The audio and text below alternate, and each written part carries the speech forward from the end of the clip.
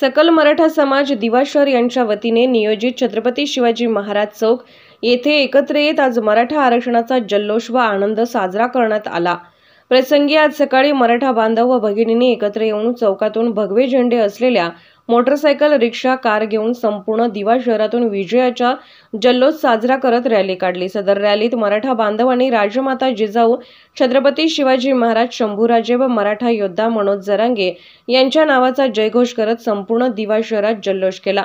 जोपर्यंत शेवटच्या मराठ्याला आरक्षण मिळत नाही तोपर्यंत आम्ही लढतच राहणार व दिवा शहरातून संपूर्ण पाठबळ देण्याचे सर्व बांधवांनी निश्चय करत प्रतिज्ञा केली। तसेच सर्वांनी मुख्यमंत्री एकनाथ शिंदे यांचे आभार व्यक्त करून मुख्यमंत्री महोदयांनी शेवटच्या मराठ्याला आरक्षण देण्याची शपथ घेतली होती ती लवकरात लवकर पूर्ण करण्याची आशा व्यक्त करून सर्व मराठा बांधवांनी एकमेकास पेढे भरवत आनंद साजरा केला।